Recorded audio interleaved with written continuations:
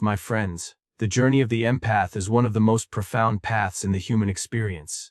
To feel deeply is both a gift and a burden. But every empath, at some point, must undergo the final transformation, a metamorphosis where sensitivity evolves into strength and compassion becomes a force of wisdom. This last transformation is not the death of empathy, but its rebirth into power. It is the moment when the empath no longer drowns in the suffering of others, but instead becomes a lighthouse, guiding, healing, and illuminating without being consumed. To embrace the shadow is to walk willingly into the hidden corridors of the self, where the parts we deny, repress, or fear reside. For the empath, this is not an easy task. You have spent your life carrying the burdens of others, feeling their sorrows, their disappointments, and their hidden wounds. And yet, the great paradox is that in tending to the pain of the world, you may have forgotten the shadows within your own soul. The shadow is not merely darkness, it is the neglected treasure chest of your being. It holds your unclaimed power, your unspoken anger, your suppressed desires, and the voice you silenced to keep peace in a world that did not always honor your sensitivity.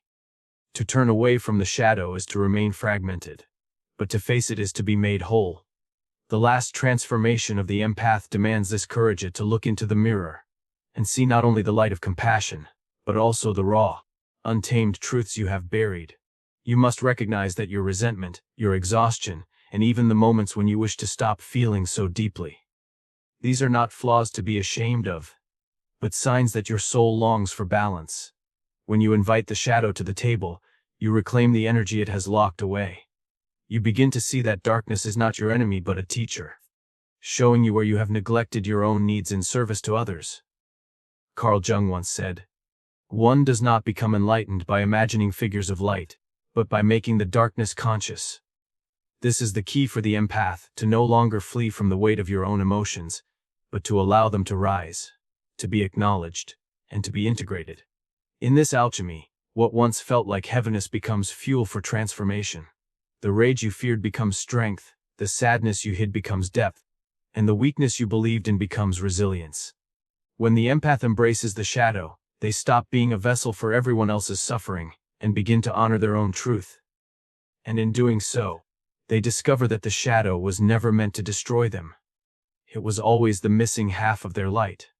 Detachment with love is one of the most profound lessons the empath must learn.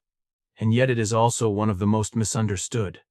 For so long, you may have believed that to love is to merge, to carry the burdens of others as though they were your own, to prove your compassion by sacrificing your peace. But this is not love. It is entanglement. Love that drowns you is not love that heals. It is a pattern that depletes both giver and receiver. The last transformation of the empath requires a different wisdom, the ability to care deeply while remaining rooted in your own center. Detachment does not mean indifference. It does not mean that your heart turns cold or that you walk away from those in need. Instead, it means that you learn to stand as a steady presence without losing yourself in another's storm. Imagine yourself as a great tree. You can shelter others beneath your branches, offer shade, comfort, and nourishment, but you do not uproot yourself every time someone leans on you. True love is not the act of emptying your cup until you are dry, but the act of keeping it full so that it may overflow with abundance, not depletion. When you practice detachment with love, you begin to recognize that every soul has its own path, its own struggles, and its own lessons to learn. You cannot walk another person's journey for them, no matter how much you may want to. You can guide, you can encourage, you can extend compassion, but you must also allow them the dignity of their own becoming. To intervene too much is to rob them of growth. To merge too completely is to lose the sacred boundary of your own being. For the empath, this is a liberation. You are no longer chained by the need to rescue everyone, nor haunted by the guilt of not doing enough. You begin to understand that real love is spacious, that it allows freedom rather than control. Detachment with love means you can say "I care for you," without saying "I will destroy myself for you." It means your empathy is guided by wisdom, not by compulsion. In this practice, you discover a deeper love than the one you have ever known, a love that honors both self and other, a love that does not drain but sustains, a love that allows you to remain open-hearted without being consumed. This is the love that lasts, the love that heals, the love that empowers. For in detachment, The empath does not retreat from love. They rise into its highest form. The power of boundaries is the sacred discovery that the empath must make in order to complete their transformation. For much of life, you may have mistaken the absence of boundaries for kindness, believing that to give everything, to open yourself endlessly, was the proof of your love and the validation of your worth. But this endless pouring out leaves the vessel cracked and the empath drained. Boundaries are not walls to keep love out. They are the architecture that allows love to exist without destroying the one who gives it. A boundary is not an act of rejection but an act of reverence, for yourself, for your energy, and for the divine spark within you. When you learn to say no, you are not denying compassion. You are affirming that your presence and your light are precious. You are acknowledging that your soul cannot be endlessly consumed by the demands of others. Without boundaries, empathy becomes martyrdom. With them, it becomes a force of true healing. Think of a river without banks. Its waters would flood uncontrollably, drowning the land it was meant to nourish. But when contained by firm yet flexible banks, the river flows with purpose, bringing life wherever it travels. So too with the empath. Your compassion requires the guiding banks of boundaries in order to flow into the world as strength rather than chaos. Boundaries are also the protectors of your authenticity. Without them, you may lose yourself in the expectations, wounds, and desires of others. But when you draw the invisible line that says, "This is where I end," and you begin, you reclaim the sacred right to be whole. You are no longer absorbed into the tides of everyone else's needs. You remain grounded in the truth of your own being. For the empath, learning this power is not cruelty. It is courage. It is the courage to withstand the disapproval of those who once benefited from your silence. It is the courage to stand firmly rooted, even when others accuse you of selfishness. And it is the courage to recognize that saying yes to yourself is often the highest form of love you can offer to the world. For when you are whole, you can give without resentment, and when you are strong, your compassion becomes radiant rather than heavy. Boundaries are not the end of empathy, they are its protection, its container, its sanctuary. They allow you to give freely without fear of depletion, to love without losing yourself, and to stand in your truth while still extending your heart. The empath's last transformation cannot be completed without this realization, that to protect your own light is not selfishness. It is the very condition by which your light can continue to shine. The integration of the anima and animus is one of the most profound stages in the empath's last transformation, for it calls upon the union of opposites within the soul. For so long, the empath has been conditioned to dwell primarily in one aspect of being, often the receptive, nurturing, and tender qualities that allow them to feel the world so deeply. This sensitivity is a gift, yet when left unbalanced, it can become a source of vulnerability, leaving the empath unprotected, swayed by every wave of another's emotions. The inner work demands more. Not the abandonment of tenderness, but the awakening of its counterpart, the strength, the discernment, the fiery clarity that also lives within. Within each of us lies the anima and the animus, the feminine and masculine energies of the psyche. To the empath, this truth often comes as a revelation, that their wholeness does not depend upon others, but upon the marriage of these inner forces. The anima, with her depth of feeling, her intuition, her gentle embrace, gives the empath the gift of compassion. The animus, with his courage, his structure, his capacity to act with strength, gives the empath the power of direction. Alone, each remains incomplete. Together they create a balanced soul, one capable of love that does not collapse and strength that does not harden. When these forces remain divided, the empath may feel torn. At times, overwhelmed by softness, they dissolve into others' emotions. At other times, when anger erupts from long suppression, they may feel alienated from their own gentleness. But when the anima and animus are united, these extremes are transformed. Gentleness no longer equates to weakness, and strength no longer equates to cruelty. Instead, the empath becomes a being of balance, both open and firm, both receptive and directive, both healer and guardian. This integration is the alchemy of the soul. The empath begins to embody not merely compassion but wise compassion, kindness infused with clarity, love grounded in discernment. They no longer fear asserting their needs, nor do they fear offering tenderness, for they have discovered that the two belong together. The anima teaches the heart to feel, while the animus gives the will to protect that heart.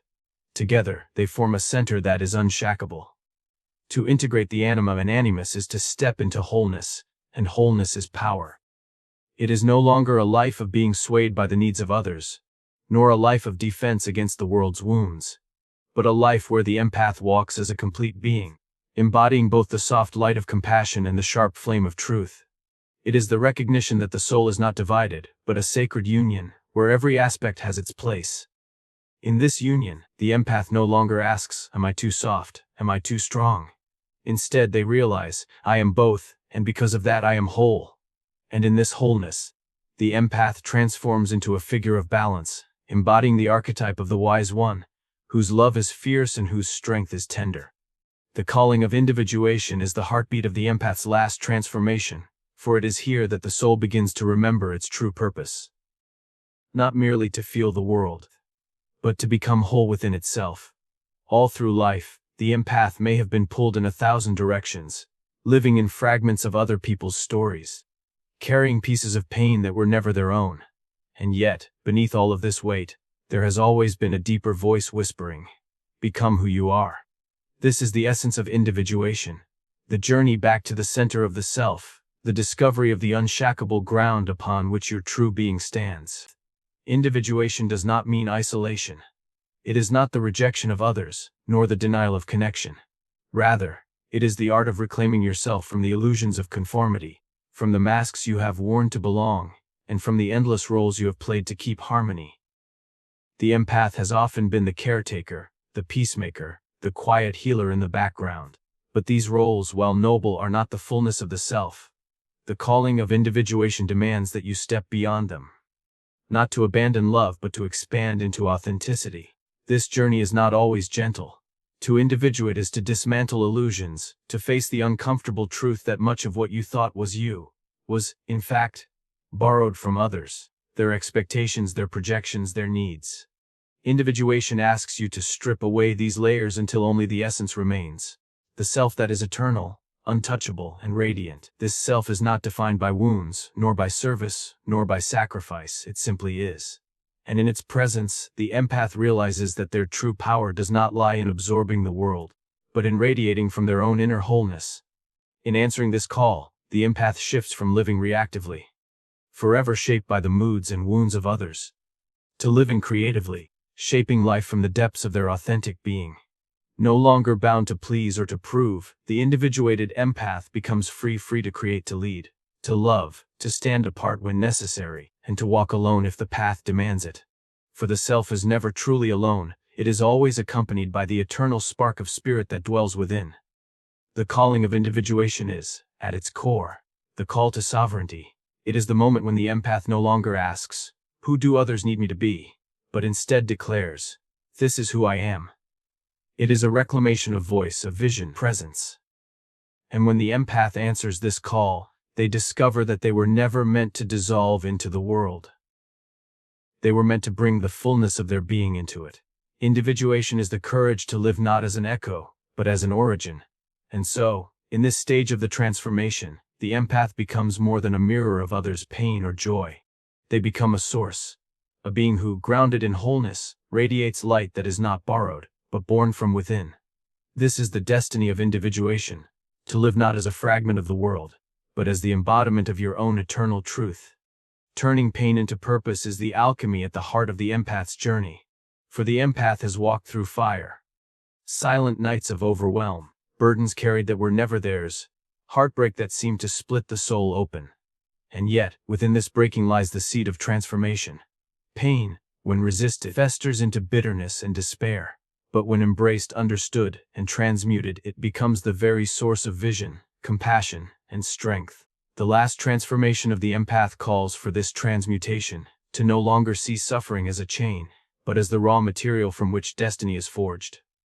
Pain has a way of hollowing us out, of carving deep chambers within the heart. For the empath, these chambers once felt like prisons, places of heaviness where sorrow lingered. But over time, these same chambers become sacred vessels, able to hold more love, more understanding, more wisdom than ever before.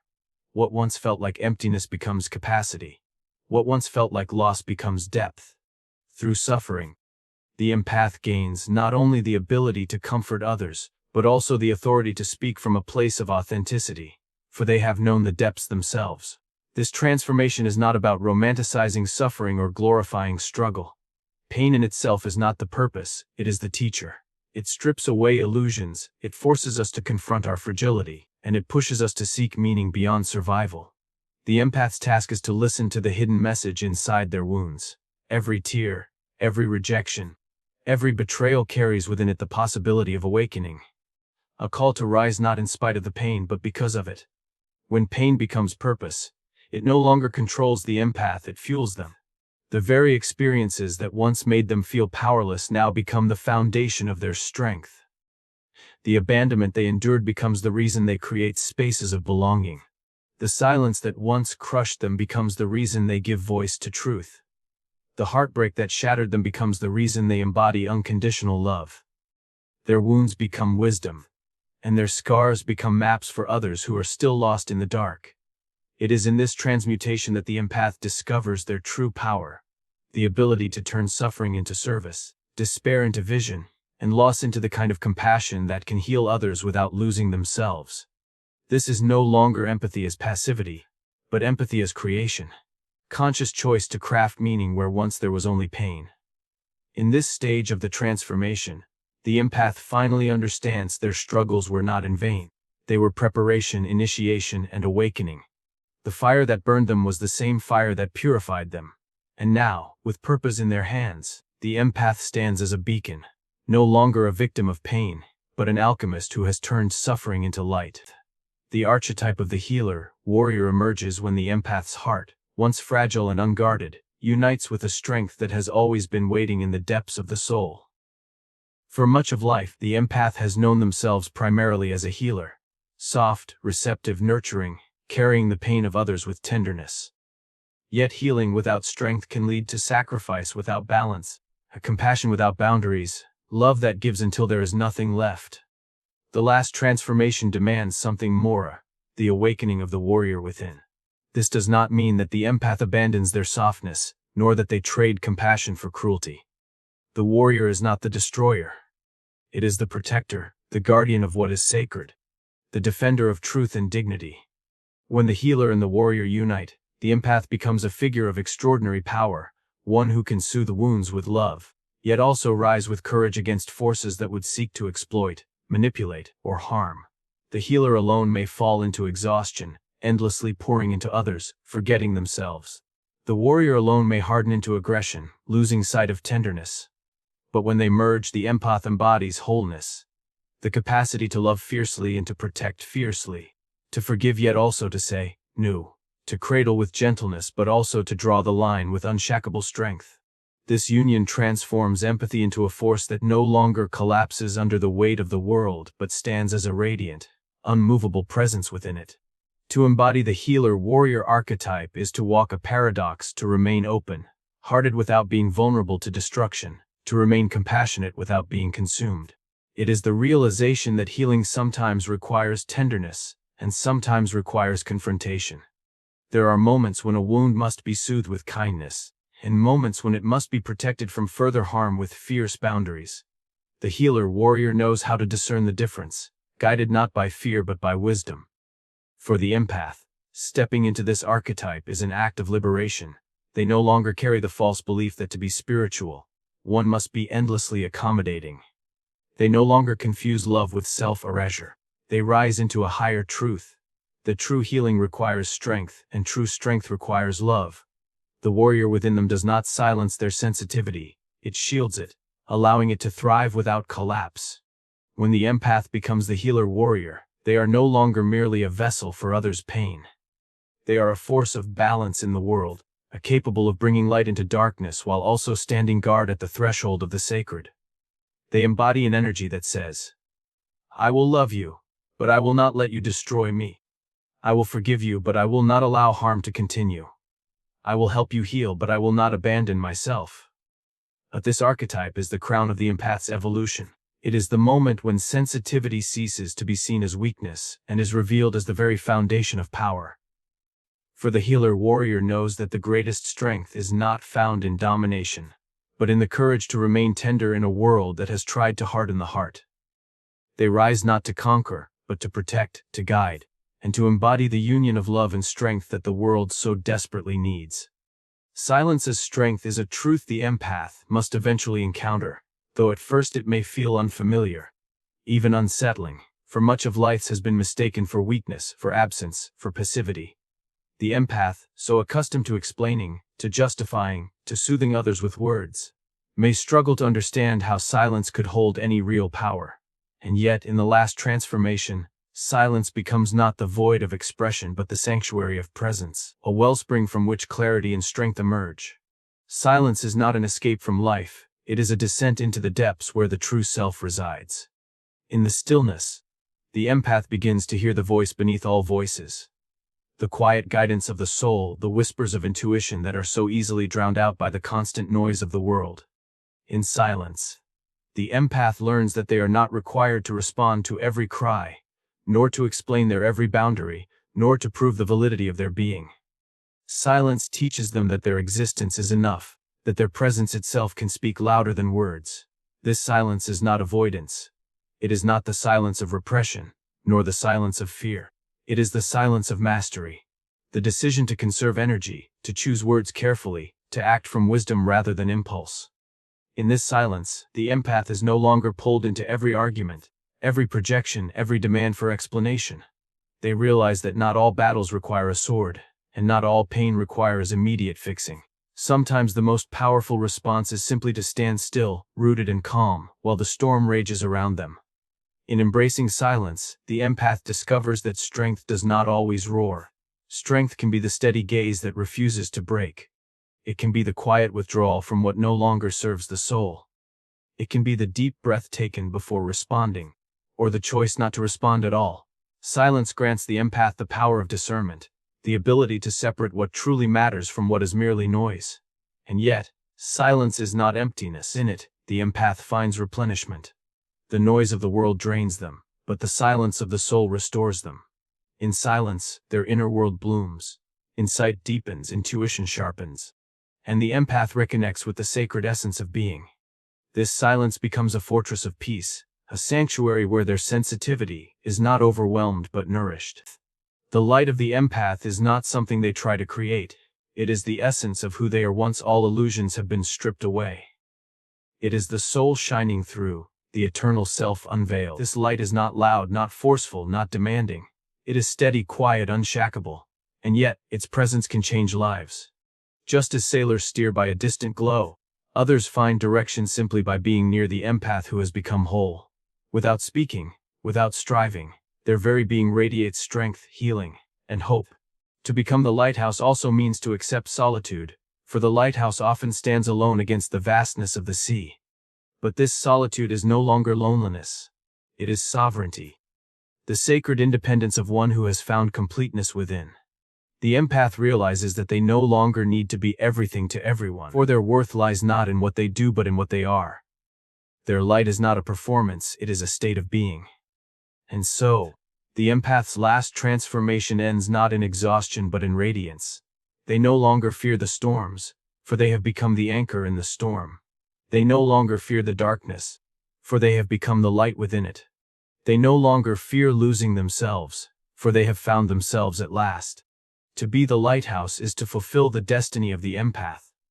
Not to disappear into the world's pain, but to stand tall within it, shining steadily, a reminder that even in the deepest night, there is always a light to guide the way. The empath's last transformation is not an ending, but a liberation. It is the moment when the sensitive soul, once overwhelmed, stands rooted in power and grace. To transform is not to abandon empathy. It is to elevate it into wisdom, courage, and light. So I say to you, do not fear your depth, for within it lies your destiny. Transform, rise, and become the lighthouse. When silence is embraced as strength, the empath no longer feels compelled to defend their worth, nor to prove the depth of their compassion. They realize that truth does not need constant justification. It reveals itself in time. They see that power is not always in the loudest voice, but often in the one who remains calm when others shout, centered when others scatter, grounded when others collapse. In this stage of the transformation, silence becomes the empath's alley, not their prison. It is the space in which they gather their power, the pause between action and reaction, the still point where the self aligns with the eternal. And from this silence, when they do choose to speak, their words carry a weight they never had before, because they rise not from compulsion, but from the depths of truth. The rebirth of joy is the radiant flowering that comes after the long night of the empath's soul. For so much of life, joy may have felt fleeting, overshadowed by sorrow, swallowed by the heaviness of carrying too much that did not belong to you. You knew the ache of exhaustion, the burden of unspoken grief, the weight of sensitivity in a world that often seemed too harsh. Yet in the final transformation, something extraordinary occurs. Joy is not merely rediscovered. It is reborn, deeper and more enduring than it ever was before. This joy is not the shallow cheer that fades with circumstance, nor the fragile happiness that depends on things going well. It is not born from distraction, from external validation, or from the fleeting pleasures that come and go. The rebirth of joy is something quieter, something steadier, something that rises from the core of the self once all illusions have been stripped away. It is the joy of simply being. The joy of knowing who you are, of standing whole within yourself, of breathing in the truth that life itself is sacred. The empath, having walked through darkness, appreciates joy with a reverence others may never understand, or only those who have known despair can taste the sweetness of light with such depth. Every moment of laughter, every instance of beauty, every quiet breath of peace becomes precious beyond measure.